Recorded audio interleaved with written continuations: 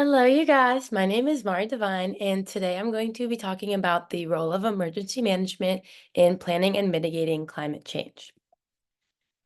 So the first thing I'm going to talk about is kind of the layout of my presentation. I'm first going to start by just talking about the climate crisis itself. What is it and what's the scope? The second thing I'm going to be talking about is our situation and the reality of our lives now living in the midst of the climate crisis. And then finally, the what emergency management is and the role that it has and how exactly it fits in to the planning and mitigation of climate change. So starting off with the climate crisis itself. So, the United Nations says this about the climate crisis. Rising temperatures are fueling environmental degradation, natural disasters, weather extremes, food and water insecurity, economic disruption, conflict, and terrorism. Sea levels are rising, the Arctic is melting, coral reefs are dying, oceans are acidifying, and forests are burning. So that is their kind of definition of more of the environmental impacts that are happening because of the climate crisis. Of course, there are also sociological and economic impacts, as well as many other facets to the climate crisis that aren't mentioned here. But this is a pretty good generalized and simplified version of what exactly is happening in our environment and to our world because of the climate crisis. So now, as for our situation within this crisis. So what exactly has changed? The largest thing that we, especially as people that live in and go to school in Florida, have experienced is the increase in extreme weather. The amount of storms and more specifically their damaging effects has been extremely increased within the past decade than it has been ever before. Um, Prime examples that we just went through, both Milton and Helene, which were both very large destructive hurricanes that we've never had or we've never seen a type of destruction in the amount and quantity that these storms come in as ever before. As well as the increase in extreme weather, there is the ecosystem damage, specifically in the oceans because of the acidification, but also the overall rise in the temperature of the oceans. A lot of the ecosystems are dying within those, as well as on land, through just the increase in temperature, but also going back to that extreme weather, a lot of the ecosystems on the land have been damaged because of these extremely destructive storms that have never happened before. And then also the spread of disease. Vector-borne illnesses are a lot more common these days because of the higher temperatures. Vector-borne diseases like malaria and stuff like that are spread a lot more easily because of the increase in temperatures throughout the world. And as well as that, there are diseases that have been dormant for decades and centuries even that have now come back because the permafrost has thawed in many areas of the world now. So those are just some of the asset or facets of what has changed within our daily lives and within our world now. So now, how exactly can emergency management fit into the planning and mitigation sides of assessing and finding a potential solution for this climate change crisis? So the first thing is that the International Association of Emergency Managers says that emergency managers should use climate research data to target emergency mitigation, preparedness, and response actions for their communities.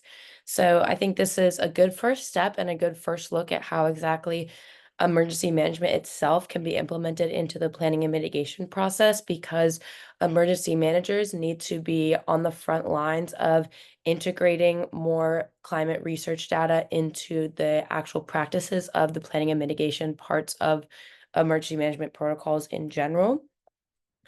Moving on, there are also some things that not only emergency managers can do, but we as citizens can also begin doing. Like I just mentioned before, the first thing is, of course, incorporating climate change into planning. This is huge because part of the emergency management practicums include a lot of procedures that have been very rigid and stayed the same over years, which is great because they do work, but because of the changing environment that we're in these days, we need to be better at incorporating the changes that the climate crisis has brought upon us into those planning networks to ensure that we are accommodating for the new things that we have to consider with the climate crisis.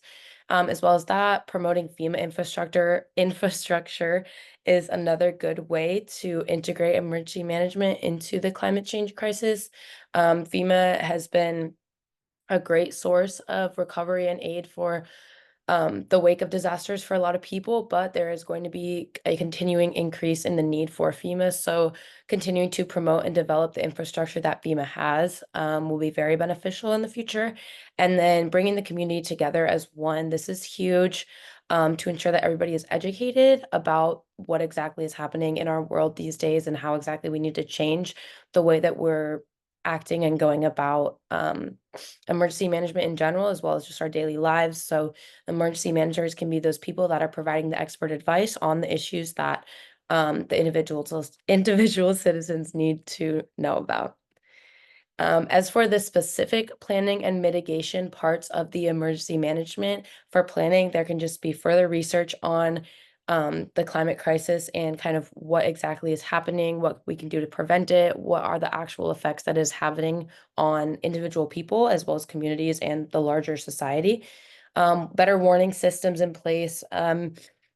Before like horrible storms come to ensure that everybody gets out and evacuated in time, stuff like that. And then land use planning, making sure that we're not building more properties on like necessary land that we need and cutting down on deforestation. And then for the mitigation side, building more physical mitigation works like dams and levees, providing better emergency services, making sure that we have all the resources needed in the wake of a disaster. And then water resource management is also a huge way to mitigate further damage from the climate crisis in terms of emergency management. And then kind of on a less happier note, together we can absolutely do this. There are a lot of ways that not only big governmental level change can happen, but within an individual's life, you can do a lot of things that can help change and push us towards a actual real solution to the climate change crisis. And finally, in terms of exactly how the emergency management can fit in, FEMA says that emergency management must lead efforts to strengthen the adaptive capacity to climate change within local communities by identifying risk and vulnerabilities, using an all hazards approach to pre plan and coordinate for possible disaster events, as well as predict and reevaluate response and recovery abilities. The long term socioeconomic effects upon people, communities, and governments will be better for it. So that is everything that I have. Thank you guys so much for listening and have a great rest of your night and day. Thank you.